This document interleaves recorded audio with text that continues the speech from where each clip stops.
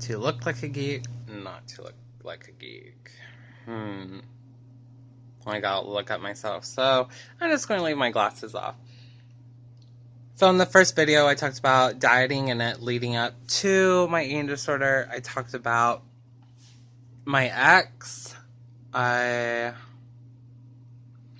talked about being hospitalized in the psych unit for depression, eating disorder. So on December 4th of 2017, I was admitted to Research Medical Center in Kansas City, Missouri. The first day they weighed me, took my vitals. They gave me a chart of points that I needed to use up when I order for each meal. So, like a bread would equal 2 points, eggs would equal 3, something like that.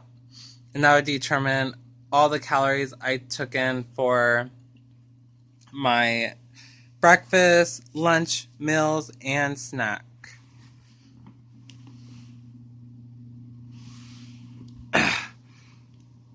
First day, they had me stay in bed for at least 24 hours.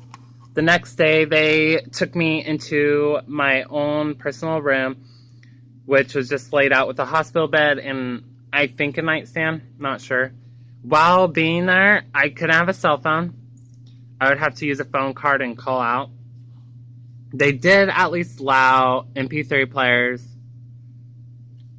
so you could listen to music. They did not allow magazines. They did not allow movies because some hospitals allow you to bring movies because they have like a little arcade movie room, whatever. They just did not want you to look at anything with different stuff like nice bodies or something that deals with bodies. Because of the whole, people don't like this word being used for like eating disorder field, but a trigger.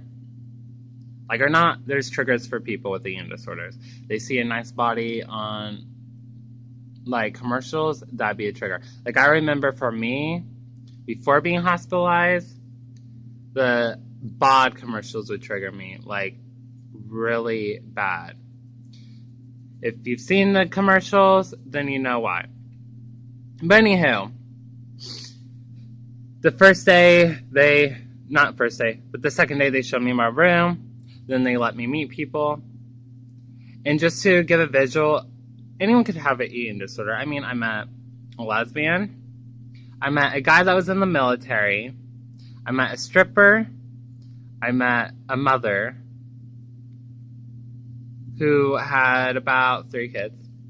I met a model, which, everyone thinks typical model, but it's not just typical. You can't just category every model being with someone with the eating disorder. There are 3 different types of eating disorder. Actually, I think there's 4, but the only 3 that I know is anorexia, where you don't eat that much, where you don't eat at all. Bulimia, where you eat, but then you go make yourself throw up. Then there is the binge eaters, where they just eat constantly and they gain weight. I really don't know much of the second day, just the whole meeting and then the meals. Therapy session, I do remember we had group therapy daily where they would have us do diagrams or just talk to each other, like not like an AA meeting, but similar. They had yoga classes, which you had to earn weight to do yoga classes.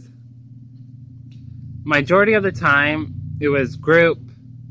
Then individually, you saw your doctor or your personal therapist. And then other than that, we got to chill, which most of us just chilled in the room talking. We couldn't talk, like the hospital had certain topics that we couldn't talk about, but everyone's a rebel. So we did talk about it, but we weren't supposed to. I remember the second day they Took me down to labs, testing, all that fun stuff. And come and find out, my bones were as bad as an 80-year-old person. They had me taking calcium nasal spray. They had me taking calcium in the form of a powder, which I had to put in almost every single one of my drink. They had me taking a shit ton of vitamins and other pills. Weird fact, my song of during that whole stay in the hospital was actually Apologize by, I think, Timberland, a long time ago, which I actually heard him when the song the very first time when I was able to interact and join yoga, which that took about, I think, like my 5th or 6th day. I really don't remember much of the hospital. I just remember a glimpse because it was actually almost 10 years ago. December will mark the 10-year of it. The stuff that I do remember of the hospital is every morning being woken up like at 5 o'clock, 6 o'clock, and then taking your temperature, taking your vitals. I remember nights I would sleep and then I'd wake up, turn on my MP3 player as low as I could, but being able to still hear it, and I would literally run in place for 10, 20, 30 minutes, just running. I'd make sure I listened to like 10 songs before I stopped, which we weren't able to sleep with the room doors closed because they had to keep an eye on us. Each meal, after eating meals, we couldn't go to the bathroom for an hour. And if we did, we would have to use the bathroom with the door open because they did not want you puking. And at meals, they would watch us closely because they knew like the secret stuff you do. Like at home, before going, I would hide a certain amount of food in my pocket or put it in a napkin and throw it away where it looked like I was eating, but really I wasn't eating. I would throw it away or I would put it in the toilet. I remember one meal, I ate everything, but I had like maybe 3 tablespoons of ranch left. Since the ranch considered points towards the calorie intake that you need to take, the lady said that I had to take a boost or a supplement, which with my sarcastic ass, I was like, no. And I grabbed that ranch and drank that ranch like a tramp. I was like, there you go. She still had me drink that boost, which even to this day, I just want to be like, fuck you, bitch. Even the doctor and the personal therapist was all like, she shouldn't have done that. She was in the wrong. Because that really drove me up the wall for doing it.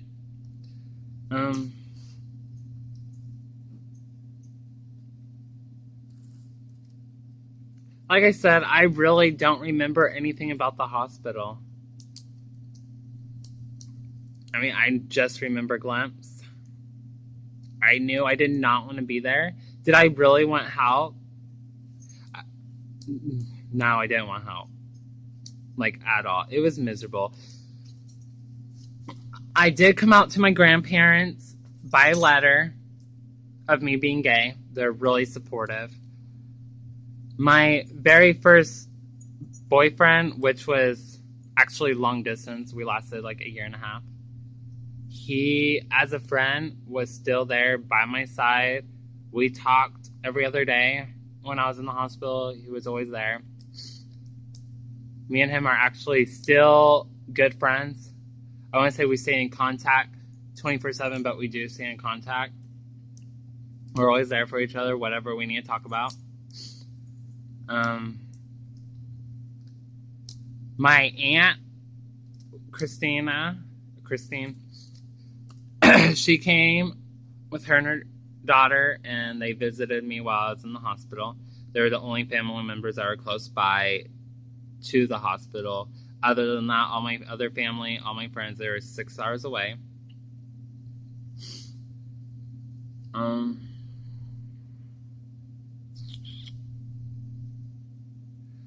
Stuff that helped me get through the hospital was honestly like family, staying in contact, my ex, and music. Music was a big thing that helped me get through the whole hospital stay. Which is for random, my playlist was, of course, Millionaires. That's like when they were coming out with music.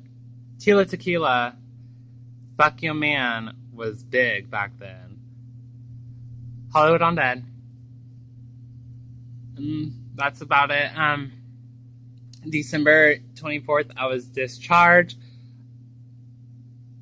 The only reason why I was discharged, though, was because my insurance couldn't pay for it anymore. Probably because I was in the psych ward like 3 times or 2 times before going and actually being hospitalized. The doctors and therapists did not think I was ready to leave. I remember after being discharged, I spent Christmas with my biological mom. I remember weighing myself constantly when I was there. And I know while staying, I dropped like 5 pounds I gained back while in the hospital. Actually, then at that point, I did freak out because I was like, well, I was just at the hospital. I gained weight. I didn't want to gain the weight, but I still freaked out of losing weight. I mean, because it still was scary. I will say, after I left the hospital, I did, I guess the word, relapse into the eating disorder. I wasn't 100% better, but like I said, I didn't want help at all.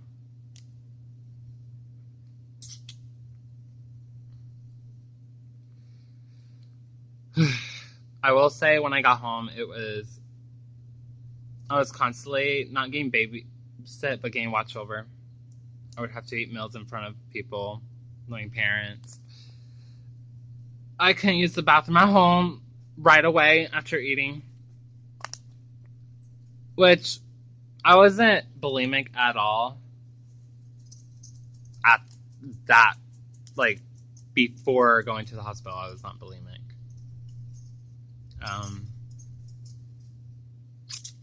So, yes. Sorry if this video was long, kind of boring. Don't worry, I do have some crazy stories coming up that will be really interesting, or even shock some of you. I know some of my family members will not know most of these stories, and I know a lot of people, of my friends, won't either. So let's get videos interesting. Well, hope you have a good day, and thank you for watching. If you have any questions, just comment down below.